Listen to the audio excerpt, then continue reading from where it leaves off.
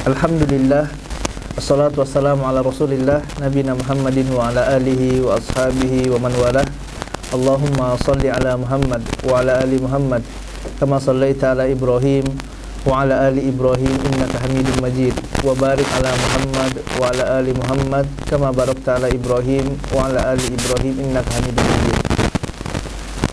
Pendengar Radio Roja Pontianak 94,7 FM yang semoga senantiasa dirahmati oleh Allah Subhanahu wa taala. Alhamdulillah, puji dan syukur senantiasa kita panjatkan kepada Rabb kita Allah Subhanahu wa taala atas limpahan nikmat dan karunia yang Allah Subhanahu wa taala berikan kepada kita, serta salawat maupun salam senantiasa tercurahkan kepada junjungan kita Khatamul Anbiya wal Mursalin Muhammad bin Abdillah, Rasul yang tidak ada Rasul yang datang setelah beliau sallallahu alaihi wasallam.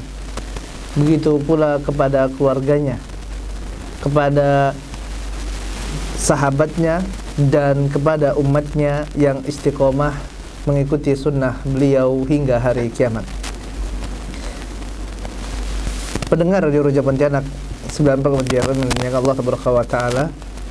Insyaallah kita akan melanjutkan pembahasan kita dari tafsir surah Al-Baqarah, dan sekarang kita telah sampai kepada firman Allah tabaraka wa taala.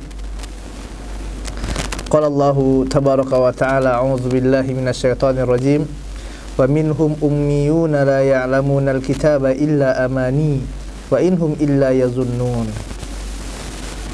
Allah tabaraka wa taala mengatakan wa minhum ummiyun, dan di antara mereka, yaitu di antara ahli kitab ini, yang mana pada ayat yang sebelumnya kita telah bahas tentang siapa itu ahli kitab, yang mana ahli kitab itu adalah al-Yahud wan Nasara. Dan di sini Allah Subhanahu wa taala mengatakan wa minhum, yaitu di antara mereka, yaitu orang-orang Yahudi tersebut, ummiyun.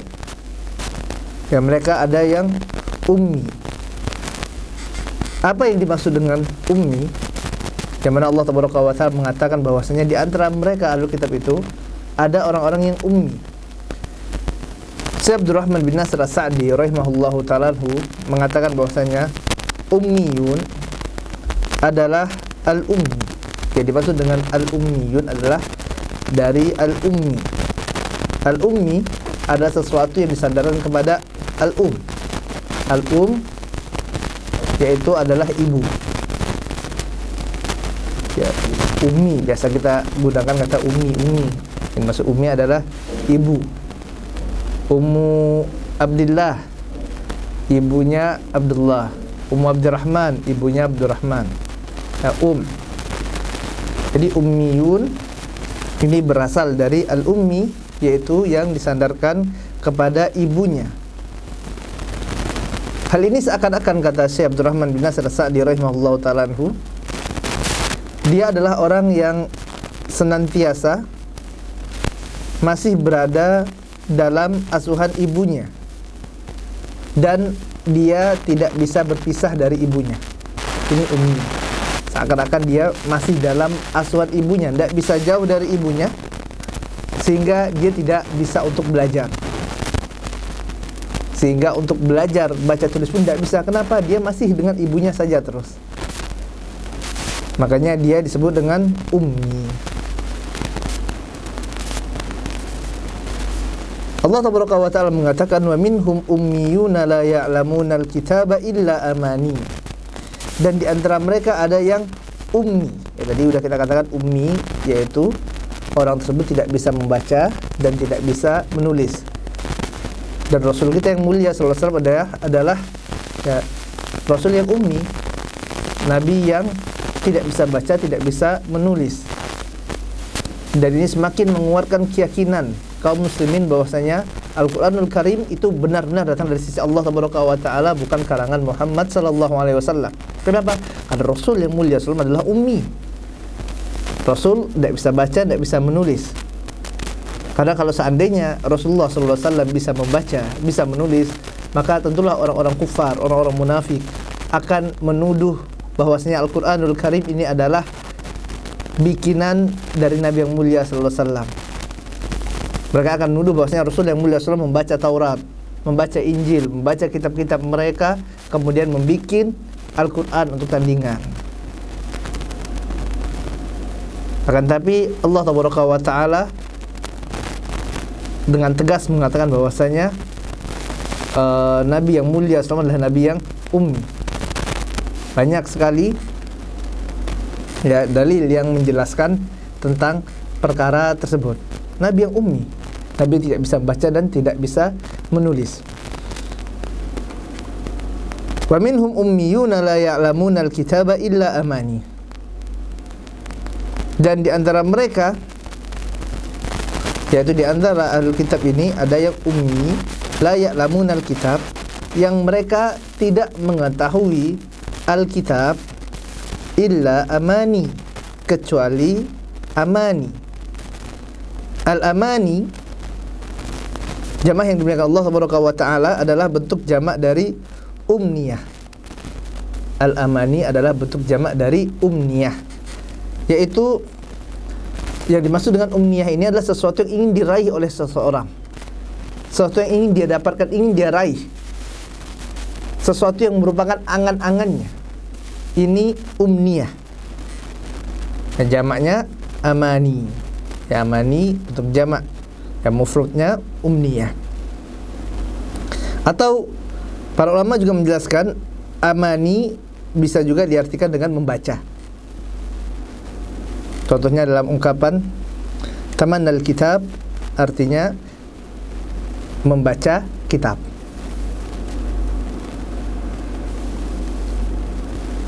Akan tapi makna yang pertama ini lebih sesuai dengan konteks ayat dalam surah Al-Baqarah ayat 78 ini. Allah Taala mengatakan wa minhum ummiyuna la ya'lamunal kitaba illa amani wa inhum illa yazunnun. Dan di antara mereka, yaitu orang-orang yang Yahudi tersebut, ya orang-orang Yahudi tersebut, la ya'lamunal kitab, mereka tidak mengetahui Alkitab kecuali hanya amani, hanya di antara mereka orang-orang ummi yang mereka tidak mengetahui kitab kecuali hanya angan-angan saja, ya, kecuali dengan sesuatu yang angan-angan, ya, amani.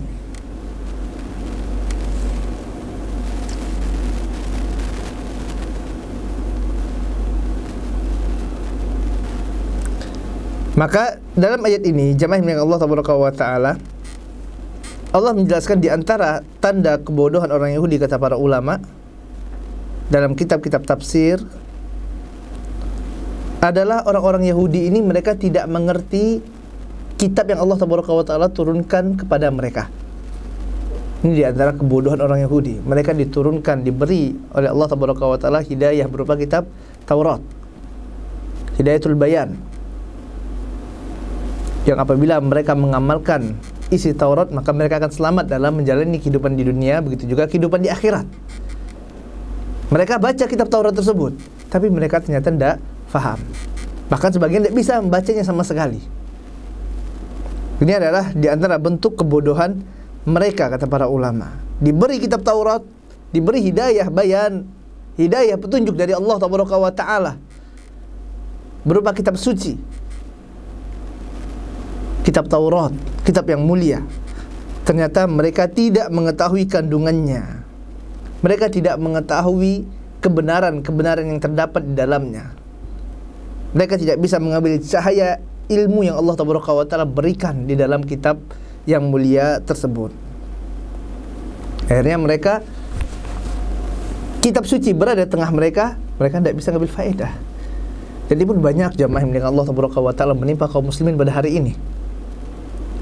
Di rumah mereka ada Al-Quran, tapi Al-Qurannya sudah, subhanallah, disimpan di rak-rak rumah, sudah berdebu, sudah berkapuk, tidak pernah mereka baca.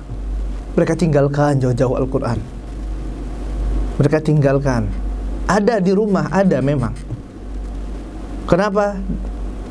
Ada di rumah biar apa? Biar jin tidak masuk katanya. Yang penting ada Al-Quran. Subhanallah, ini adalah suatu pemahaman yang bahkan akidah yang menyimpang. Bagaimana bisa dikatakan ya Al-Quran mereka ambil sebagai jimat? Ini adalah sesuatu yang tidak benar tentunya. Ya, Al-Quran dibaca, difahami, diamalkan. Ini yang Allah Ta'ala tuntut bagi seorang yang ingin mendapatkan hidayah dari Al-Quran tersebut, mendapatkan taufik dari Allah Ta'ala, yang dia ingin selamat untuk kembali masuk ke dalam surga Allah Ta'ala, sukses di alam akhirat, maka mereka harus mengambil petunjuk dari Al-Quranul Karim, mengambil petunjuk dari kitab suci yang Allah Ta'ala turunkan. Ini orang-orang Yahudi jamaah mereka Allah Ta'ala, kitab Taurat ada di tengah-tengah mereka, mereka tidak bisa mengambil manfaat dari kitab tersebut. Wa minhum ummiyun, wa minhum ummiyun la ya'lamuna al-kitaba illa amani, kata Allah Ta'ala. Dan di antara mereka ada yang ummi, yang mereka buta huruf, yang tidak mengetahui isi Taurat. La ya'lamun al-kitab, mereka tidak faham tuh apa isi Taurat. Taurat sebagian mereka bisa baca tapi mereka tidak faham. Bahkan yang diparah tidak bisa bacanya sama sekali, dan tidak mau belajar, dan tidak mau mempelajarinya.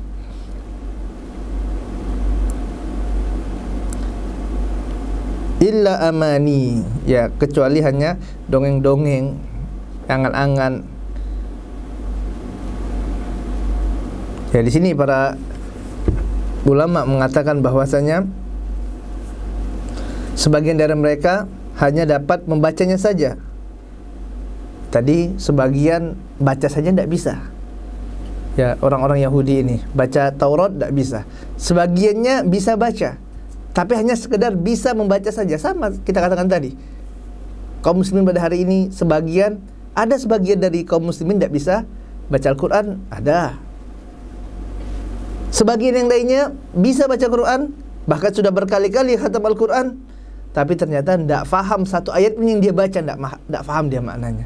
Bahkan surah Al-Fatihah yang dia baca setiap hari, yang tidak sah sholatnya tanpa membaca surah Al-Fatihah tersebut, dia pun tidak tahu apa yang dia baca, tidak tahu artinya, boro-boro maknanya, artinya saja tidak tahu. Jahil, tidak mau belajar, tidak mau mempelajari bahasa Arab. Makanya sebagian para ulama mengatakan belajar bahasa Arab itu wajib. Kenapa wajib? Karena orang akan jahil selamanya kalau mereka tidak belajar bahasa Arab. Tidak mungkin dia bisa faham agama Islam, tidak mungkin bisa memahami hadis-hadis Nabi yang mulia sallallahu alaihi wasallam. Tidak mungkin dia bisa faham dinullah, agama Allah ini, kecuali dia bisa bahasa Arab. Makanya Umar bin Khattab radhiyallahu ta'ala mengatakan, pelajarilah bahasa Arab, karena bahasa Arab merupakan bagian dari agama kalian. Kaum muslimin sebagian juga mengikuti orang-orang Yahudi ini. Mereka membaca Al-Quran, khatam berkali-kali. Subhanallah. Ya, kita katakan baca Al-Quran bagus, jamaah yang Allah Ta'ala. Besar keutamaan yang Allah Ta'ala berikan. Bahkan setiap hurufnya mendapatkan pahala dari sisi Allah Ta'ala. Ganjaran yang agung yang Allah Ta'ala berikan. Namun kita katakan tidaklah kita cukupkan diri kita hanya sampai membaca saja. Terus harus ditingkatkan sesuai dengan kemampuan yang kita miliki. Kita upayakan semaksimal mungkin bagaimana nih kita bisa belajar bahasa Arab, mempelajari bahasa Al-Quranul Karim. Allah katakan fattaqullaha mastata'tum. Bertakwalah kalian kepada Allah Ta'ala semampu kalian. Allah juga mengatakan la yukallifullahu nafsan illa wus'aha. Allah tidak akan membebani seorang di luar batas kemampuannya. Adapun kita setelah belajar jamaah milik Allah Ta'ala, kalau ternyata seandainya kita masih belum bisa, ya udah, qadarullah, kita sudah berupaya. La yukallifullahu nafsan illa wus'aha. Allah tidak akan membebankan seseorang di luar batas kemampuannya. Yang penting kita belajar, kita berupaya semaksimal mungkin. Kita ingin memahami kitab suci yang Allah Ta'ala turunkan, Al-Quranul Karim. Kita pelajari bahasanya, kita ingin faham artinya, kita ingin faham maknanya, kita ingin mengamalkannya. Kita upayakan semaksimal mungkin. Dan Allah tidak akan pernah zalim kepada hambanya. Allah, demi Allah, Allah tidak mungkin zalim. Allah melihat kesungguhan kita untuk belajar. Allah tabaraka wa ta'ala jadikan kita orang ajnabi, orang yang bukan Arab. Maka tidak mungkin Allah sama kita dengan orang Arab. Orang Arab baru lahir, sudah paham dia bahasa Arab. Lingkungannya memang orang semua bicara bahasa Arab, orang Arab. Kita bukan orang Arab. Maka dari sisi ini, ya tentu Allah tabaraka wa ta'ala lebih memahami. Allah maha bijaksana, jamaah Allah tabaraka wa ta'ala. Bahkan belajarnya kita ini akan mendapatkan pahala dari sisi Allah tabaraka wa ta'ala. Kita ingin memahami bahasa Al-Quranul Karim, kita ingin memahami ayat-ayat Allah tabaraka wa ta'ala, kita ingin dapat mengamalkan syariat Allah tabaraka wa ta'ala, kita ingin mengerjakan apa yang Allah perintahkan, menjauhi apa yang Allah tabaraka wa ta'ala larang, semaksimal apa yang kita bisa, semampu kita. Selanjutnya kita serahkan kepada Rabbul Alamin, kita serahkan kepada Allah tabaraka wa ta'ala. Dan kita berdoa kepada Allah tabaraka wa ta'ala, senantiasa meminta kepada Allah untuk diberikan hidayah taufik, diberikan pemahaman oleh Allah tabaraka wa ta'ala. Dan ini merupakan anugerah yang agung yang Allah tabaraka wa ta'ala berikan, nikmat yang besar yang Allah tabaraka wa ta'ala berikan. Apabila kita mampu membaca Al-Quran, kemudian kita mampu memahaminya, mampu menerjemahkannya, mentadaburi setiap ayat yang Allah tabaraka wa ta'ala bawakan dalam Al-Quranul Karim, subhanallah, nikmat yang besar jamaah yang milik Allah tabaraka wa ta'ala. Nikmat yang seandainya para raja itu mengetahuinya, niscaya mereka akan mengerahkan seluruh pasukannya untuk merebut nikmat itu dari orang-orang yang memiliki ilmu tersebut. Karena tidak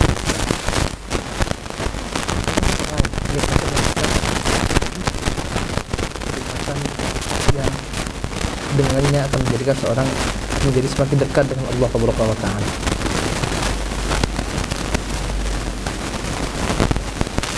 Wa minhum ummiyuna la ya'lamuna al-kitaba illa amani. Dan di antara mereka orang-orang Yahudi ada yang ummi, yang mereka tidak mengetahui Taurat, tidak mengetahui kitab yang Allah tabaraka wa ta'ala turunkan, kecuali hanya angan-angan semata, kecuali hanya dongengan-dongengan semata.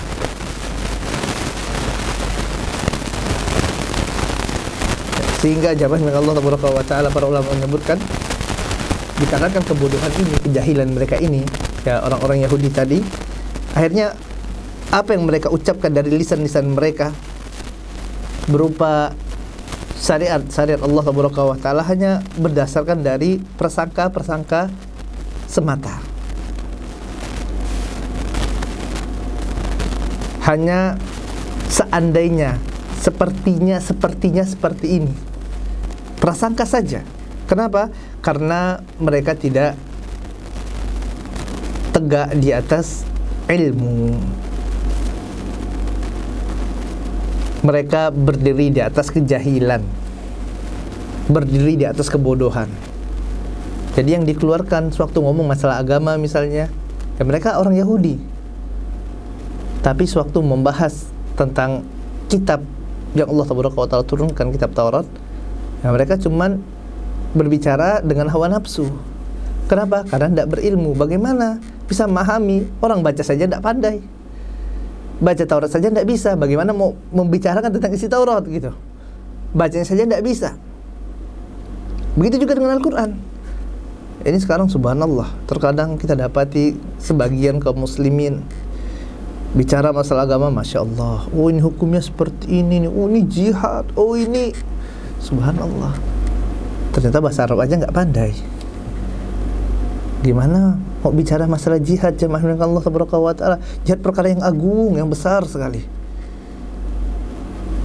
Ya ternyata dia bahasa Arab aja belum bisa, belajar aja tidak bisa. Jihad melawan hawa nafsunya untuk belajar nuntut ilmu, mengalahkan hawa nafsunya agar dia bisa belajar, itu aja tidak bisa. Kemudian teriak jihad, jihad, subhanallah. Ini gimana? Ya. Maka ini jamaah milik Allah tabaraka wa ta'ala, ya, hendaklah diperhatikan hal-hal yang seperti ini. Ya kaum muslimin belajar tuh bahasanya Al-Quran. Supaya apa? Supaya tidak taklid, supaya tidak hanya sekedar ikut-ikutan, supaya beragamanya tidak pakai perasaan, tidak hanya membeo saja, ikut orang yang subhanallah ternyata orang-orang yang jahil, orang ahlul bidah ternyata nanti diikuti, ahlu ahwa mereka ikuti. Kenapa? Gak bisa memfilter. Pokoknya orang yang pakai serban, orang yang pakai jubah, orang yang pakai imamah, orang yang mukanya Arab gitu kan, ini orang baik. Kenapa? Itu kan pakai jubah, padahal dukun misalnya. Akhirnya tertipu jamaah mereka Allah Subhanahu wa taala. Kenapa? Karena jahil, karena bodoh. Ya, makanya ilmu itu penting sekali. Ya, ilmu adalah anugerah yang besar yang Allah Subhanahu wa taala berikan bagi orang-orang yang pantas untuk mendapatkannya. Hanya orang-orang yang dianggap pantas oleh Allah Subhanahu wa taala yang akan Allah Subhanahu wa taala berikan ilmu, karena ilmu adalah cahaya dari Allah Subhanahu wa taala yang tidak akan Allah berikan kepada orang-orang yang tidak pantas untuk mendapatkannya. Allah mengetahui isi hati seorang hamba. Orang ini pantas dapat ilmu, ini tidak pantas. Berbeda dengan jabatan, berbeda dengan harta. Harta, jabatan Allah berikan baik itu kepada orang yang soleh atau orang yang pelaku kemaksiatan. Tapi ilmu tidaklah Allah Subhanahu wa taala berikan hanya kepada orang-orang yang soleh saja. Hanya Allah berikan kepada mereka yang bertakwa kepada Allah Subhanahu wa taala ilmu yang manfaat tentunya, yang dengannya akan menambahkan rasa takutnya kepada Rabbul Alamin, menambahkan rasa takutnya kepada Allah Subhanahu wa taala. Kita mohon kepada Allah Subhanahu wa taala agar Allah Subhanahu wa taala memberikan kepada kita ilmu yang bermanfaat tersebut. Kemudian jamaah yang dimuliakan Allah Subhanahu wa taala, barakallahu fiyya wa fikum. Semoga Allah Subhanahu wa taala memberkahi ana dan antum semuanya. Dari ayat ini para ulama juga membagi tentang ahli kitab ini, mereka terbagi menjadi dua. Ada yang mereka faham terhadap kitab suci yang Allah Subhanahu wa taala turunkan. Ada dari mereka yang tidak faham dengan kitab suci tersebut. Artinya tidak semua orang Yahudi itu faham Taurat, tidak. Sebagaimana kaum muslimin juga tidak semuanya faham isi Al-Quran. Tidak semuanya faham mereka makna ayat. Hatta misalnya orang Arab sekalipun, ada orang yang bisa bahasa Arab misalnya, ya bisa jadi dia memahami tidak sesuai dengan pemahaman para salaf, tidak sesuai dengan apa yang diinginkan oleh Allah Subhanahu wa taala dan Rasulnya, tidak sesuai dengan pemahaman para salafun saleh. Dia memang bisa memahami bahasa Arab, ya bisa bahasa Arab saja, apalagi yang tidak faham sama sekali, maka ini lebih parah lagi gitu. Ya, ini orang-orang ahli kitab itu terbagi menjadi dua. Ada yang dia faham kitab dan ada yang tidak faham. Ibnu Jarir rahimahullahu ta'ala mengatakan yang dimaksud dengan ummi, faminhum ummiyun, ya, ummi itu adalah orang-orang yang tidak faham sama sekali dengan Alkitab. Namun mereka menerka-nerka isi kitab tersebut, makna dari ayat tersebut. Mereka hanya apa? Hanya menerka-nerka saja, hanya dugaan-dugaan semata. Kira-kira maknanya seperti ini, sepertinya kayak gini artinya. Ya, saya menduga maknanya adalah seperti ini, makna ayatnya saya duga seperti ini. Ya Allah, ya ini bahaya jamaah dengan Allah Subhanahu wa taala. Ya, berbicara tentang agama Allah Subhanahu wa taala dengan tanpa ilmu.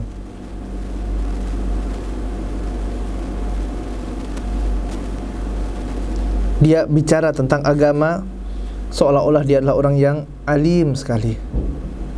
Namun pada dasarnya dia sama sekali tidak memiliki dasar, tidak memiliki pokok, tidak memiliki pijakan yang kokoh.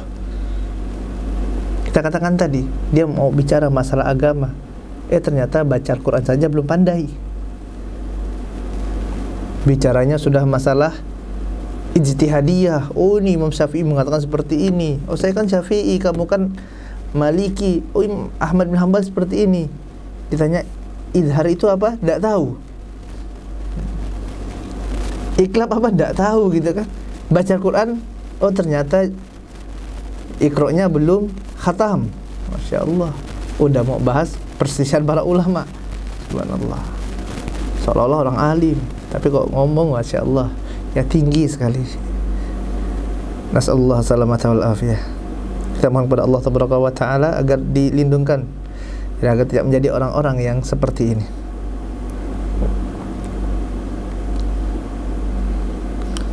Ya dia kalau bicara agama tadi sebagaimana kita katakan kayak orang yang alim, padahal tidak punya dasar, tidak pernah belajar bahasa Arab, tidak pernah belajar usul fikih, tidak pernah belajar ya ilmu-ilmu hadis misalnya. Ya ini orang-orang seperti ini tapi mau nampil, mau jadi khatib, mau bicara di mimbar, mau bicara di depan orang ramai. Masya Allah, orang seperti ini merusaknya jauh lebih banyak daripada memperbaiki. Akhirnya yang disampaikan apa? Disampaikan adalah sesuatu dari hawa nafsunya. Dia bawakan ayat Al-Quran, dia tafsirkan dengan akalnya, yang mana tidak ada satupun dari para salaf yang memahami ayat sebagaimana yang dia fahami. Nah, ini rusak akhirnya. Dan manusia percaya, kenapa? Karena yang berbicara adalah profesor, karena yang berbicara adalah doktor, yang berbicara adalah magister. Tapi magisternya dalam bidang ekonomi, doktornya dalam bidang pertanian. Ya ini kan tidak nyambung. Doktornya pertanian, ngomong masalah hukum waris. Dari mana ceritanya? Dan dia tidak ada basic dalam ilmu agama. Walaupun doktor, walaupun profesor, maka ini orang jahil. Kenapa tidak paham masalah agama, tidak paham pokoknya? Jadi ini jamaah yang dimuliakan Allah tabaraka wa ta'ala.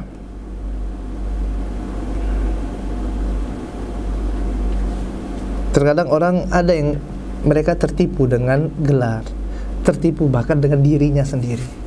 Dia merasa dirinya sudah alim, sudah pintar, sudah memiliki gelar yang banyak. Akhirnya mau belajar pun jadi malu. Kenapa tidak belajar bahasa Arab? Malu sama murid-murid saya kan dosen, sudah doktor. Masa mau duduk dengan anak-anak SMA? Itu bukan ratingan saya, bukan levelan saya. Akhirnya sampai akhir hayatnya dia hidup di atas kebodohan, hidup di atas kejahilan. Kenapa? Karena tertipu. Nah ayat ini jamaah yang dimuliakan Allah tabaraka wa ta'ala juga terdapat padanya celaan bagi orang-orang yang tidak mau belajar Al-Quran, tidak mau mengkaji ayat Allah tabaraka wa ta'ala, tidak mau berupaya memahami kitab Allah. Tidak mau dia tuh belajar Al-Quran, tidak mau mempelajari tajwidnya, tidak mau mempelajari artinya, tidak mau apalagi memahami maknanya, tafsirnya. Maka kalau cara bacanya saja tidak dipelajari, artinya tidak dia pelajari, maknanya tidak coba difahami, lalu bagaimana orang seperti ini mau mengamalkan? Apa yang mau dia amalkan? Akhirnya dia pun sesat. Padahal Al-Quran ada di hadapan matanya. Padahal Al-Quran tiap hari dia baca, tiap hari dia dengarkan, tapi dia tidak dapat mengambil hidayah dari Al-Quran tersebut. Dari ayat ini jamaah yang Allah tabaraka wa ta'ala, Syekh Muhammad bin Shalih Al-Utsaimin rahimahullah ta'ala juga mengabarkan ada beberapa faedah yang dapat kita ambil. Yang pertama adalah membaca Al-Quran ini adalah suatu kemuliaan. Namun alangkah lebih baiknya lagi apabila seorang yang membaca Al-Quran tersebut dia juga memahami maknanya. Baca Al-Quran kita katakan tadi bagus ya, Allah tabaraka wa ta'ala, pahalanya besar sekali di sisi Allah tabaraka wa ta'ala. Bahkan setiap huruf akan bernilai pahala dari sisi Allah tabaraka wa ta'ala. Subhanallah, pahala yang besar. Tapi ingat, jangan cukupkan diri kita. Standar kita harus kita tingkatkan nih. Standarnya harus kita tingkatkan lagi. Kita harus memahami artinya. Coba tanya pada diri kita jamaah yang Allah tabaraka wa ta'ala. Alhamdulillah kita telah selesai khatam membaca Al-Quran berkali-kali. Apakah kita telah khatam membaca terjemahan Al-Quran? Tanya pada diri kita, sekarang usia kita sudah berapa tahun? 20, 30, 40, 50, 60 tahun sebagian. Subhanallah. Baca terjemahannya sudah selesai belum? Kalau belum, segera dibaca terjemahannya. Nah, alhamdulillah sudah, Ustaz. Sebagian sudah, alhamdulillah sudah baca. Tapi kita tingkatkan lagi standarnya. Baca tafsir. Di sana ada tafsir-tafsir yang ringkas. Baca tafsir-tafsir yang ringkas. Sudah selesai, alhamdulillah. Tingkatkan lagi, baca tafsir Ibnu Katsir. Sudah, alhamdulillah. Diulang lagi, diulang kembali sampai benar-benar paham. Itu berupaya untuk mengamalkan ayat-ayat tersebut. Jamaah yang Allah Tabaraka wa Ta'ala, Utsman bin Affan radhiyallahu ta'ala mengabarkan bahwa dahulu pada masa para sahabat itu kami mempelajari Al-Quran 10 ayat 10 ayat. Para sahabat itu mempelajari Al-Quran 10 ayat 10 ayat. Dan kami tidak berpindah kepada yang setelahnya sebelum kami kuasai, kami hafalkan dan kami amalkan. Masya Allah. Ini thariqah para sahabat. Mereka tidak hanya mencukupkan diri mereka dengan membaca Al-Quran, tapi mereka fahami ini apa maksud ayat ini. Setiap hari kita baca ihdinas siratal mustaqim. Apa sih maksud dari siratal mustaqim? Kita baca iyyaka na'budu wa iyyaka nasta'in. Apa tuh maksudnya? Maka kita koreksi diri jamaah Allah Tabaraka wa Ta'ala. Kita baca inna a'tainakal kautsar. Apa ini artinya? Qul huwallahu ahad. Apa ini artinya? Maknanya ini apa? Padahal sudah bertahun-tahun dihafalkan. Ternyata tidak faham. Maka kita pelajari jamaahnya Allah Tabaraka wa Ta'ala. Kemudian yang kedua kata Syekh Utsaimin rahimahullah ta'ala anhu, faedah dari ini adalah seseorang apabila dia tidak faham makna dari suatu ayat, maka mereka akan menduga-duga. Maka mereka akan memahami ayat tersebut dengan apa? Dengan dugaan-dugaan, dengan prasangka-prasangka. Kenapa? Karena mereka tidak faham. Akhirnya pakai apa? Pakai dugaan. Sepertinya maknanya kayak gini, kayaknya maknanya seperti ini. Menggunakan apa? Dugaan. Kenapa? Karena mereka tidak memiliki ilmu. Mereka tidak paham. Akhirnya yang muncul adalah dugaan-dugaan.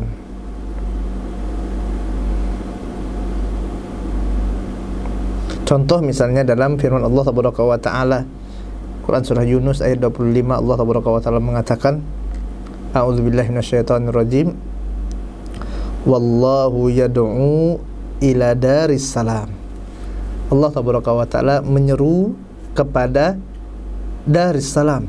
Apa itu darussalam? Oh, kata dia udah belajar bahasa Arab. Udah pernah belajar bahasa Arab, katanya Allah yad'u menyeru, mengajak, ila ke daris salam. Dar itu apa artinya? Dar negara. Assalam, assalam itu Islam. Artinya Allah mengajak kepada negara Islam. Artinya hijrah nih, hijrah ke negara Islam. Maka kita tanya jamaah milik Allah Tabaraka wa Ta'ala, ini tafsirnya tafsir siapa seperti itu? Apakah yang dimaksud oleh Allah Tabaraka wa Ta'ala dengan Darussalam adalah negara Islam? Sehingga sebagian dari mereka mengatakan Allah mengajak kepada negara Islam, artinya kita ubah negara kita jadi negara Islam, katanya. Akhirnya ya, mereka bikin kerusakan misalnya kan, dengan cara-cara yang tidak benar. Kenapa? Salah dalam memahami ayat. Kita tanya, ini tafsir siapa tuh pakai? Adakah Ibnu Mas'ud mengatakan seperti itu? Adakah Ibnu Abbas mengatakan hal yang demikian? Adakah Ibnu Umar memahami seperti itu? Jawabannya tidak. Tidak ada seperti itu jamaah dengan Allah Subhanahu wa Ta'ala. Tapi yang dimaksud dengan Darussalam adalah apa? Darussalam itu surga. Allah mengajak kita untuk apa? Untuk yang memprioritaskan kehidupan akhirat. Ya. Darussalam. Ya, ternyata Darussalam yang dimaksud adalah ya surga, nama lain dari surga. Subhanallah.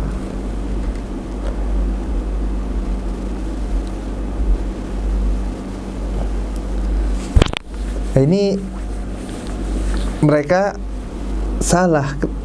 Kenapa? Karena tidak tahu, tidak baca tafsir. Akhirnya munculnya menduga-duga. Oh, kayaknya maknanya Darussalam adalah tadi apa? Negara Islam. Kan dugaan. Ya, bukan suatu ilmu. Kalau ilmu adalah apa yang datang dari Allah dan datang dari Rasulnya. Ya, mereka tidak faham. Akhirnya salah. Akhirnya seperti itulah jamaah yang dimuliakan Allah Subhanahu wa taala. Orang-orang awam apabila mereka berbicara tentang masalah agama, ini tidak lain dan tidak lepas hanyalah berdasarkan dugaan semata. Ini kalau orang awam. Oh, pendapat saya seperti ini, pendapat dia. Ini kan dugaan. Oh, sepertinya kayak gini. Ini orang awam. Ya, ini orang awam. Mereka berbicara tentang Al-Quran hanya sebatas dugaan-dugaan semata.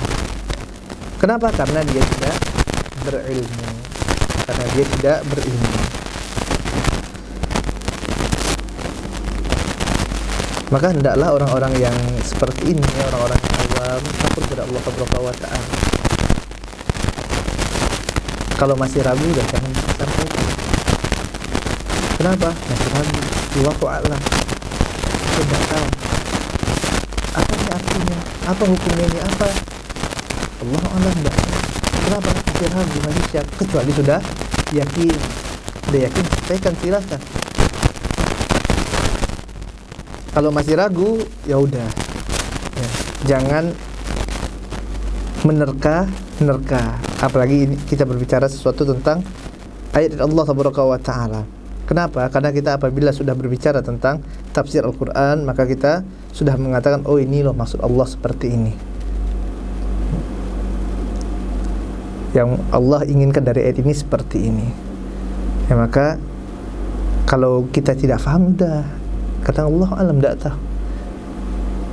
Amannya ya udah, itu lihat aja itu kitab ulama, bacakan. Oh ini loh Ibnu Katsir mengatakan seperti ini.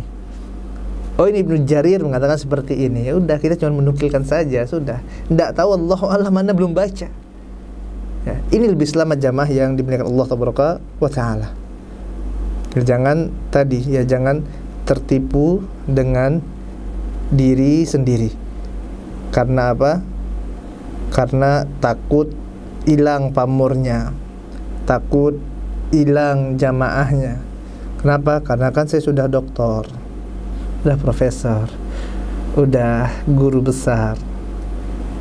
Seolah-olah setiap pertanyaan harus dijawab. Kalau tidak jawab jadi aib. Nah, ini kan masalah. Ya. Kayak tadi kita katakan contohnya ada firman Allah Taala tadi, ya Allahu yad'u ila daris salam. Allah menyuruh manusia ke Darussalam. Dia katakan Darussalam negara Islam, padahal yang dimaksud oleh para mufassirin adalah surga. Ya Allah menyuruh manusia ke dalam surga.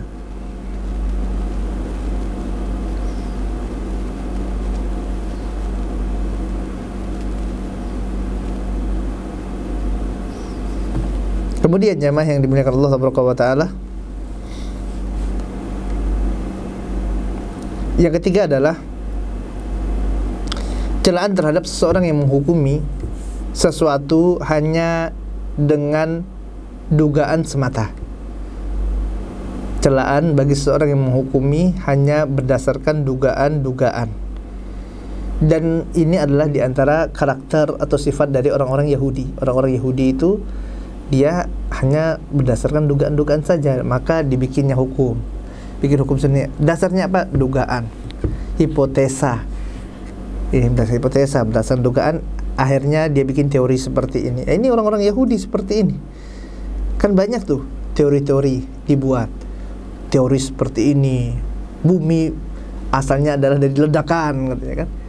Ini kan teori, ya, hipotesa. Jadi kebiasaan orang Yahudi seperti itu, jangan ikut-ikutan gitu. Kenapa? Karena sesuatu yang tidak pasti. Ya, sesuatu yang bukan berdasarkan ilmu, ya bukan berdasarkan ilmu, hanya berdasarkan dengan dugaan-dugaan semata.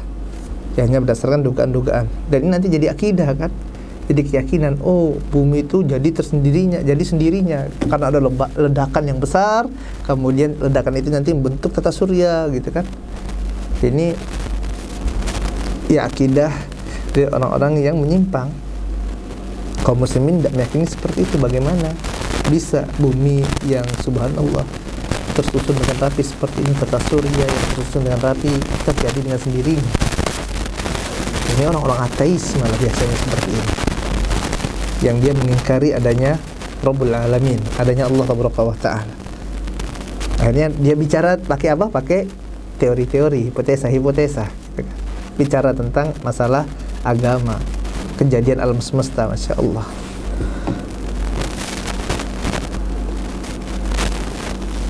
Dan ini juga kata muallif rahimahullah ta'ala banyak dilakukan oleh manusia.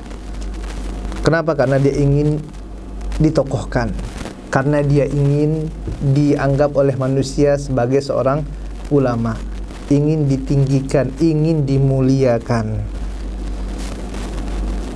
Mereka juga katakan, apa itu dimaksud dengan jilbab? Mereka katakan dengan akal-akal mereka, jilbab adalah pakaian yang dipakai oleh orang di suatu daerah. Ya, pakaian daerah setempat kata mereka.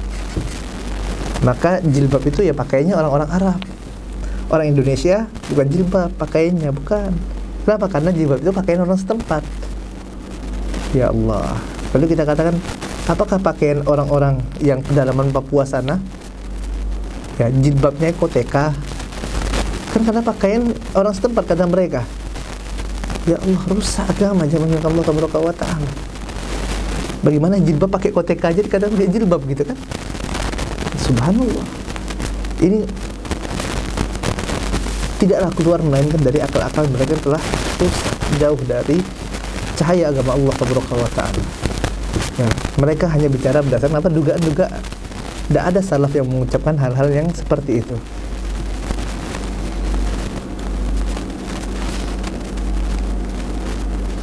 Tidak ada para ulama yang mengatakan hal yang demikian. Ya, ulama berbicara dengan ilmu, bukan dengan teori, bukan. Ulama berbicara dengan ilmu, bukan dengan hipotesa, bukan dengan kemungkinan-kemungkinan. Dia kembalikan kepada dalil. Kalaupun seandainya para ulama salah, kalau seandainya salah, maka kata Syekhul Islam Ibn Taimiyah rahimahullah ta'ala, bisa jadi yang pertama dia tidak tahu dalilnya, tidak sampai pada dia hujahnya. Yang kedua, sampai kepadanya hujah dalil itu, ternyata dalilnya adalah dalil yang doif, belum sampai dalil yang sahih, ataupun dia anggap dalil itu adalah hadis yang sahih, padahal sungguhnya hadis yang doif. Makanya dia salah, atau dia salah dalam memahaminya. Dan itu pun sedikit terhadap perkara-perkara yang sulit, yang khafi, kata para ulama. Kenapa? Karena mereka bertindak berdasarkan ilmu, bukan berdasarkan dugaan-dugaan semata. Dalam masalah agama kita harus bergerak berdasarkan ilmu. Ya, harus bergerak berdasarkan ilmu, bukan taklid, bukan ikut-ikutan, bukan membeo, atau hanya bukan berdasarkan hipotesa-hipotesa atau kemungkinan-kemungkinan.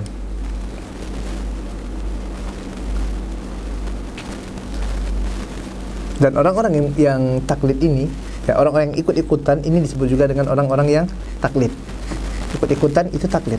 Contoh misalnya, kenapa engkau sholat seperti ini? Kenapa wudunya seperti ini? Karena Imam Syafi'i wudunya seperti ini. Apa dalilnya? Tidak tahu. Yang penting Imam Syafi'i seperti ini. Ini namanya taklid. Lalu apabila ditanyakan kepada dia, kenapa kamu wudhu seperti ini? Karena Imam Syafi'i wudhu seperti ini. Apa dalilnya? Dalilnya adalah Rasul yang mulia SAW bersabda dalam hadis yang diriwayatkan oleh imam ini, seperti ini, seperti ini, seperti ini ya. Nah, ini baru namanya ilmu. Ini beda antara ya, ilmu dengan taklid tadi. Ini namanya ittiba. Ini namanya ittiba.